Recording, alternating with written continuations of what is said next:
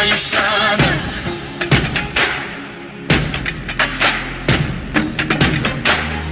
We are your sana.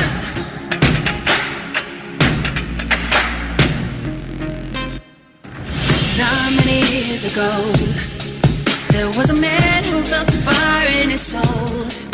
And through one man's vision, we feel the difference deep in our bones. Deep in our bones.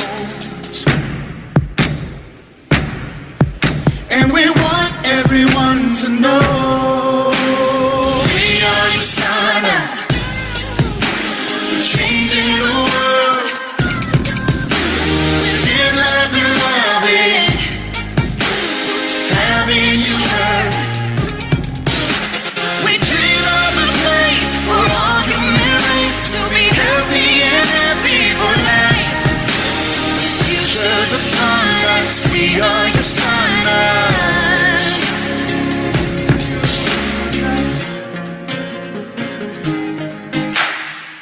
Year after year we grew, going forth with the power of two. Now it's changing lives, one person at a time. It's waiting for you, and there's nothing we can do. The healthiest family, and there's nothing we can do.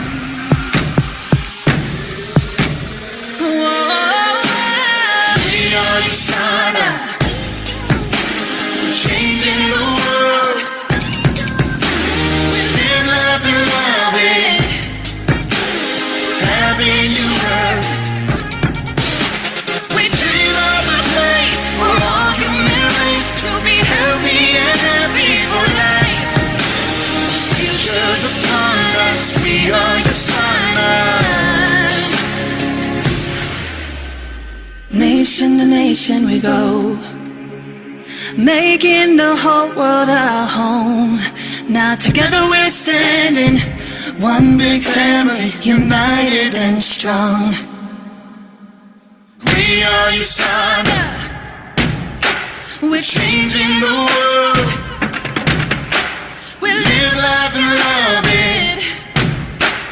Having you heard. We are your sana, the healthiest family. We are your sana, the healthiest family on earth, on earth. We are your sana, changing the world. Live life and love it. Having you heard. We dream of a place for all human race to be healthy and happy for life. Future's upon us. We are your sana.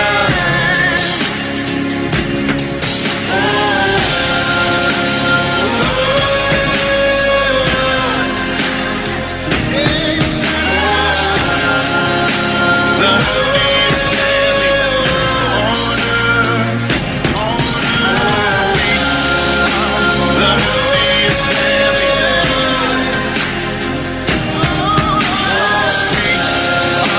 The healthiest family on earth, on earth.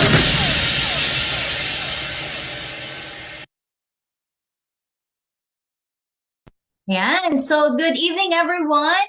Ayan, magandang gabi sa ating lahat. And I am Nina Cordon. I am one of the corporate pharmacists for USANA Philippines, based in Davao City. And of course, hindi lang po ako ang makakasama ninyo for tonight's episode because I have Hi everyone! Makakasama niyo din ako. I'm Manuel Carrasco from a pharmacist po ng Cebu City. Ayun. So, Noy, this month of April is about Wellness Month. Kaya nga naman, no, hindi natin pwedeng i-neglect din yung mga kids natin. Kaya yung first natin na pag-uusapan is about kids' health. Kaya, no, our topic for this episode is about supplements for kids. What's safe and effective? So, ikaw ba, Noy, I believe meron ka ng baby, no? So, gaano ba ka-important yung choosing the right kind of supplement for your kid. Yes, that's the goal today. So I'll be sharing with you my slide. Yun. Hindi po. Importante talaga yung nutrition ng ating mga chikitings. Getting the right amount of nutrition, mahirap yan sa mga, especially sa mga toddlers. Okay. Now, I'm super excited to share with you all no, ating topic kasi me as a mom, tayo as a parent, we are very particular talaga kung ano yung mga kinakain, ano yung mga iniinom ng ating babies, no? We always make sure na they get the right amount of nutrition. Now, this topic, no, we will be able to understand the essential nutrients that children needs at different developmental stages. We can identify situations where supplementations may be necessary or beneficial. We will learn how to select safe, age-appropriate, and effective supplement products. And of course, we'll be able to know or bust the common myths and provide evidence-based answers to the frequently asked questions about vitamins and minerals for our kids. Now, bakit to importante, no? Of course, as a parent, we want our kids to be healthy as much as possible. Iwasan sila magkasakit. Isa din yan sa frustration natin as parents, no, as mommies, daddies, na magkasakit yung baby natin. Naku, sobrang hirap. Parang gustuhin mo lang na sana ako na lang magkasakit because hindi pa nila ma-express talaga yung feelings nila. Now, with the right or proper nutrition, no, it's essential po ang proper nutrition for children's growth and development. Modern lifestyles affect diet quality. Ano ba yung mga modern family lifestyle, no? Tayo, syempre, no, after mass, parang yung kids natin nagsasabi na, Mommy, can we eat this one? Mommy, yung sa akin palaging Tatabi, Daddy, meaning Jollibee, Daddy, naggagano na. So, it can really affect, the diet quality. And again, the right supplement that may help bridge the nutritional gaps. Evidence shows that certain supplements can help bridge the gap and support better health outcomes sa ating mga kids. And of course, the key nutrients for kids, vitamin D, it supports bone and immunity. Calcium, it builds a strong bones and teeth. Ito po yung mga important vitamins and minerals na present dapat sa ating kids supplement. So we have iron, it also aids in energy and brain development. Omega-3, it supports brain and eye development. Zinc, it boosts immune response. And vitamin C, it acts as an antioxidant and healing support. So, bakit importante yung supplement for kids? Now, ako, very relatable because number one, picky eater sila. Of course, no, ang hirap pakainin. Ang hirap pakainan pag may toddler ka na. Namimili na ng food, no? Sinong makaka-relate dyan? Yung vegetables, even the vegetables, no, the broccoli, spit out lang. Namimili talaga siya ng food na. So, yung mostly mga toddlers and up. Yung hindi mahirap pakainin yung 6 months and above, nung baby pa sila, yung mga purees pa, no? Yun yung mga parang namimiss natin na moments as parents. So, when they reach 1.5 to 2 years old, nagiging picky eaters na yung mga baby natin. So, meron silang parang lack of nutrients. That's why supplement is really important. And of course, vegan diets, no, we tend to apply vegan diets also, but again, proteins, no, wag niyong kalimutan na meats are also essential for them, no. Food allergies may come out na, nagsasolid food na talaga sila. For example, the triggering food allergies such as yung eggs, chicken, yan din yung nagkukos ng mga food na doon natin nakikita na meron silang food allergies, no, as time goes by.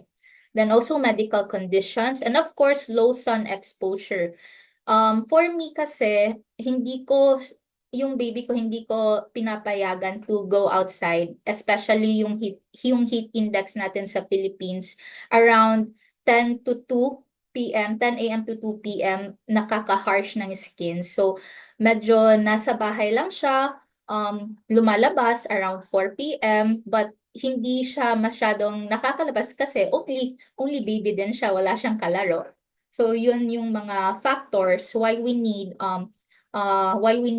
supplements, no, para sa ating baby.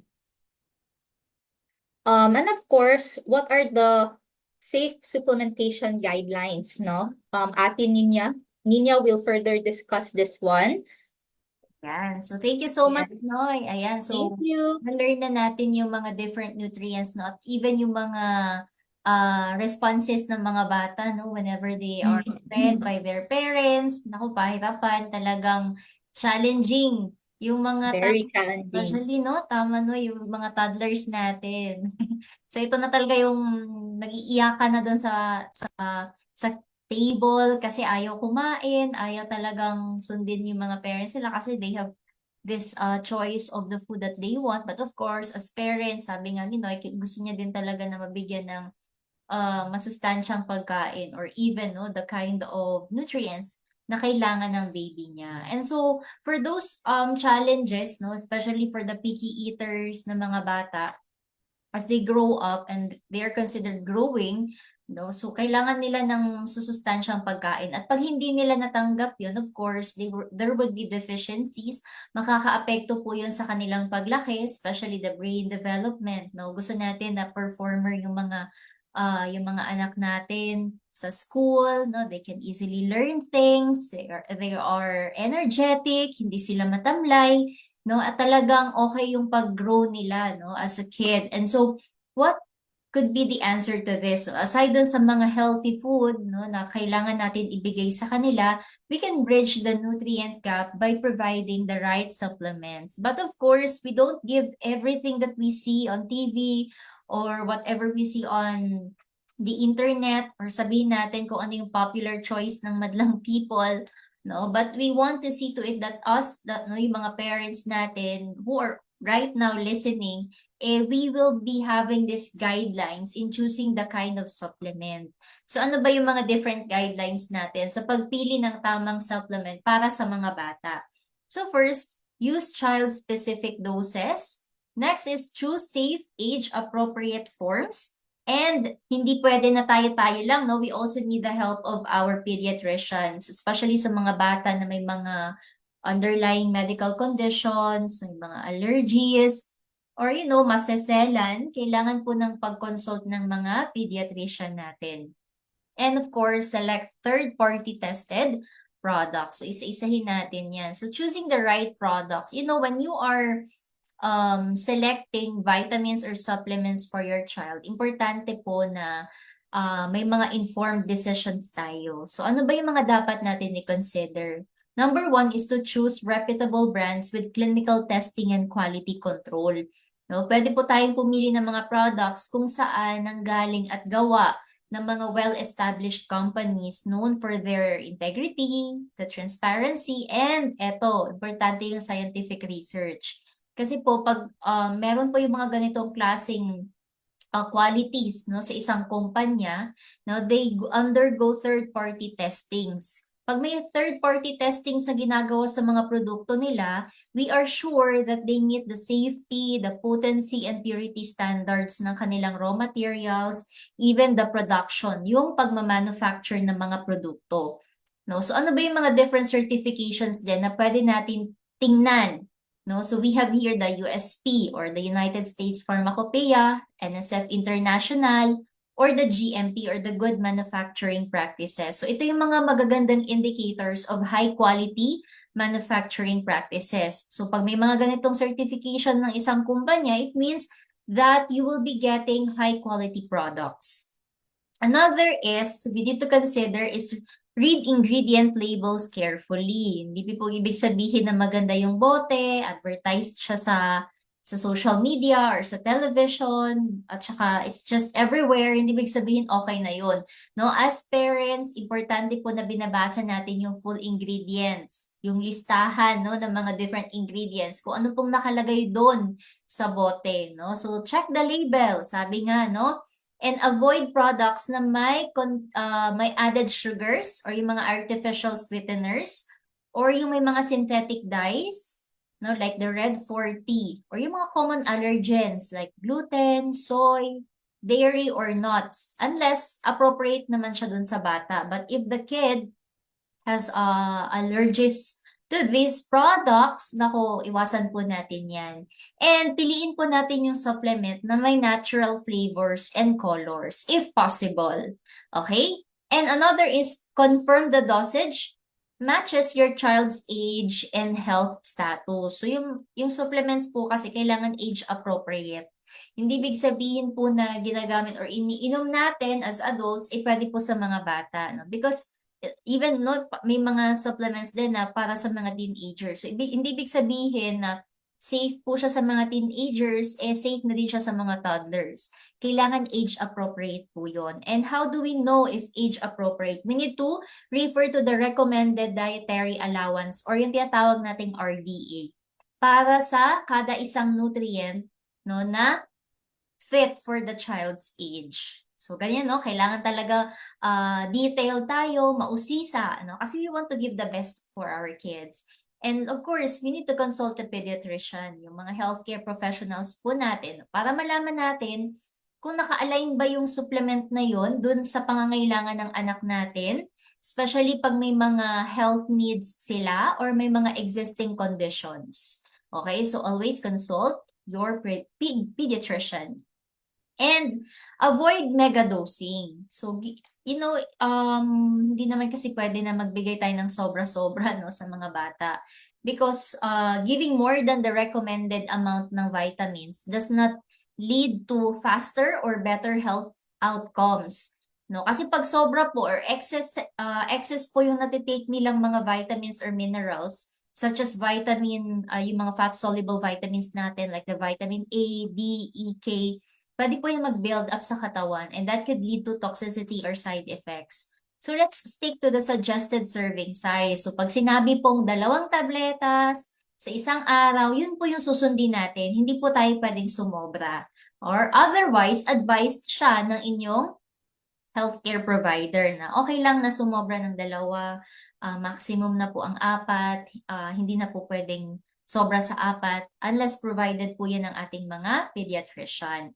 And lastly, be cautious with online purchases. Kasi naman po lahat, everything is in, sa cellphone na, sa online, mabilis na lang pumili, mag-purchase kasi pipindot ka na lang, okay? So marami po kasing counterfeit or substandard supplements na nabibenta online. Kaya po, we encourage everyone, especially our USANA distributors, yung mga clients po natin, no? Let's inform them to buy only from trusted websites, yung mga official brand websites natin, or yung mga verified sellers, yung mga distributors natin na talagang nagbebenta, no, ng mga genuine or yung mga legit na mga products natin. Hindi pwedeng yung mga fake, no? Kasi ang dami po niyan sa market, kaya iwasan po natin. And avoid products without clear labeling. Pag hindi na po natin nababasa yung pangalan ng product or yung mga laman, no, ng label, naku, iwasan po natin yan. And pag hindi na po klaro kung hindi nakalagay din yung contact information or even if yung mga customer review, importante din po yan, no? Because we also want to learn from others. Alright? Ayan. And here, so supplements versus whole foods. So when it comes to nutrition, importante na maintindihan natin kung ano ba yung role ng supplements. And ano ba yung pinagkaiba niya sa nutrients na nakukuha sa whole foods. Yung mga supplements po kasi, hindi ibig sabihin na pag binigay na natin ay healthy na agad ang anak natin. Kailangan pa rin po nilang kumain, no? Especially the whole foods. Because, bakit? No? Supplements are meant to fill gaps. They don't replace meals. Okay? Again, supplements are meant to fill gaps and not replace meals. No? Yung mga vitamins and minerals natin, are designed to complement and not replace a healthy diet. No? Ano lang po yung nagagawa niya to bridge the nutritional gap pag may mga certain nutrients na nawawala or insufficient due to the dietary restrictions, gaya ng picky eating. No? So pag hindi mahilig kumain ng prutas at gulay yung mga anak natin, talagang di sila makakakuha ng enough source of vitamins or antioxidants. Or it could be may medical condition yung bata. No? So this is the role of our supplements. However, no, yung mga foods natin, no, may hindi naman talaga nila always nakakain yun, but dito talaga pumapasok yung supplements. Okay? So, next is whole foods offer more than just vitamins. No? Kung baka iniisip natin, okay na to kahit hindi ko napakainin ng prutas at gulay yung anak ko, basta may supplements lang siya.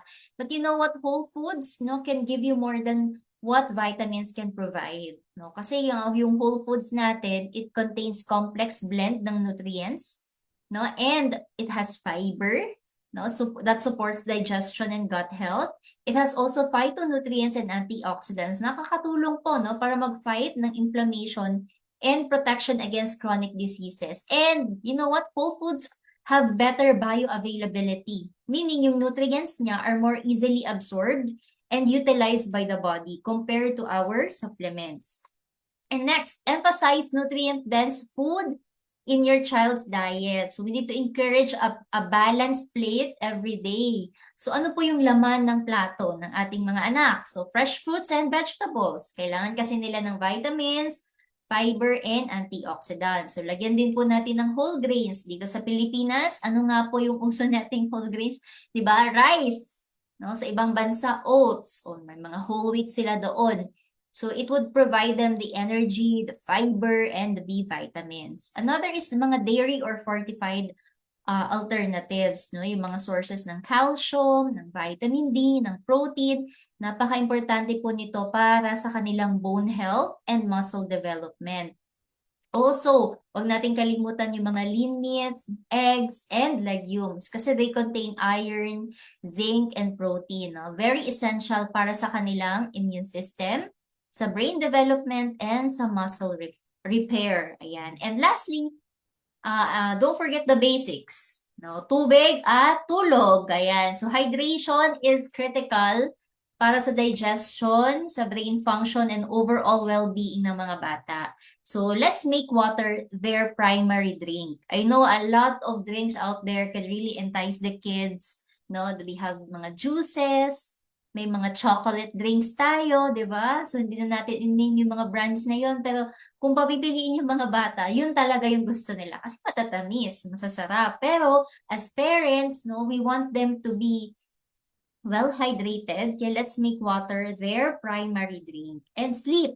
Syempre, kailangan po nila, no, yung katawan nila nag-grow pa. They need to recover and to maintain a strong immune system. So, ang mga bata po kailangan ng 9 to 13 hours of quality sleep. Depende sa kanilang mga edad. So, hindi lang po lahat ito pagkain lang, supplements, but since we are talking about holistic health, no, we want to incorporate these things, no? Yung pagtulog, no, yung tubig, importante po yan. And the bottom line is that let's have this balanced diet first. No, and then use supplements wisely and only as needed to support but not substitute good nutrition. Ayan. And here, ano ba yung mga myth na kailangan nating bigyan ng clarification? So let's clear up some common misconception about children's vitamins and supplements. So first is, the myth is more is better. But the truth is, too much of a good thing can be harmful. Like sabi ko nga kanina, yung overdosing,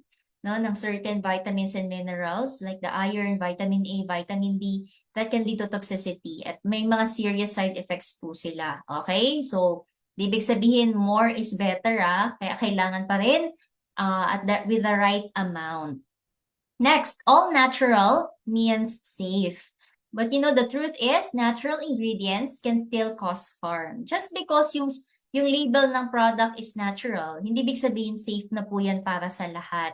We need also to watch out for mga allergenic ingredients, mga unregulated herbal extracts, or mga inappropriate doses for the children. Kasi we want to consider yung source, purity, and safety ng kada isang ingredient. And lastly, adult vitamins are fine for kids. The truth is, adult formulas may contain unsafe nutrient levels for children. So yung adult vitamins natin, they contain high doses, no, ng nutrients na pwedeng maka-overwhelm doon sa body system ng bata. So example, yung adult levels ng vitamin A or iron can exceed the upper limit for kids and that could lead to toxicity. No? So yung supplements ng mga bata kailangan specifically formulated for their age, their size, and nutritional requirements. So we need to know these facts para po matulungan tayo at maiwasan yung mga unnecessary na mga risks, no? At para matulungan, no, yung mga parents natin to support your child's health in a safe and effective way. So here in USANA, we have this supplement for the kids as well as for the teenagers, which is our product highlight for tonight's episode. The product is called Usanimals. Ayan. So Usanimals, this is a multivitamin specially formulated for children 2 years old and above. No? So actually 2 years old to 12 years old, pwede gumamit ng ating Usanimals. So this one includes a spectrum of essential nutrients like your vitamin A, C, D, E, the B complex, the iron, magnesium, and zinc. And you know what? Usanimals, it does not have any artificial additives or flavorings or sweeteners. It contains natural sweeteners and fruit flavors, making it kid-friendly. Talagang magugustuhan ng mga bata. So pag ngunguyain nila, kasi in chewable form, parang ngumunguya lang ng candy. But you don't have to worry if, naku, baka sobrang sugar ito. You know what? No? Natural po yung sweeteners and flavors ng ating Usanimals. And it has no artificial dyes.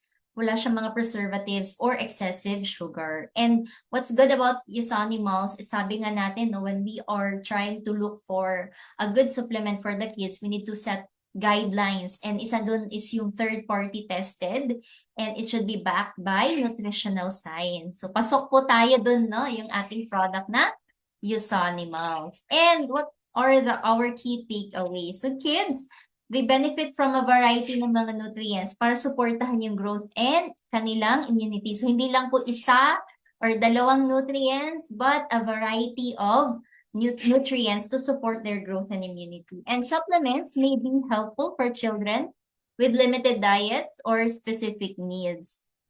And we need to choose products that are safe, appropriately dosed, and from trustworthy brands. So piliin po natin yung brand, no, na talagang nagpo-produce ng quality products that are really safe and effective. And use supplements to support and not to replace healthy meals and habits. So nothing can replace whole food, no, when it comes to sources of those different nutrients and vitamins. And partner, of course, with your healthcare professionals when deciding on supplementation. Because, of course, kailangan pa rin natin ng expert advice from our pediatrician, yung mga physicians natin, no? Especially pag ang bata ay may special needs or may mga medical conditions. Alright? Ayan. So, that's the end of our talk on the supplements that are really effective and really good, no, for our kids. Ayan. So, I hope may natutunan po from ating mga parents out there, no, while they are listening. And so, Super relatable, Ate. Yes. Super relatable, Ate Nins. diba? So, talagang kahit ikaw, no, masasabi mo na, ako yung anak ko. Diba? So, yung Picky eater. Ayan. So, before we end, no, what would you like to say, no, or to share sa ating mga viewers sa Facebook? Ayun. Yes po. Ayun, parents, no, careful tayo talaga to, magpipili ng vitamins and minerals ng ating mga chikitings, no. Then, always consult your pediatrician. Yun yung safe thing talaga to do. Yun. So, talagang consult your pediatrician, no? So, okay lang talaga na mapili when it comes to our supplements. Ayan. Tama naman talaga si Noy. And course, no, few announcements lang. So, nagsimula na po ang nutrition coach classes natin and it started yesterday and we are now on our day 2. And yun po sa mga participants natin for the nutrition coach program, please attend our classes. Ayan, as much as possible, iwasan po natin ang umabsent at talagang mag-participate po tayo no, sa ating mga activities or yung mga lectures natin. Ayan, so mag-a-update lang po kami sa inyo. No? Sa mga hindi pa po naka-join ng Viber page, meron po tayong Viber page for our qualified participants. And kung hindi pa kayo naka-join, you can message us kami ni Noy, no? Para ma-send na po namin yung link sa inyo para maka-join na po kayo. So, ayan, so that would be for our Wellness Weekend Talk this afternoon. Ayan, so see you sa ating next episode of our Wellness Weekend Talk. Thank you so much everyone and have a wonderful day ahead. Thank you.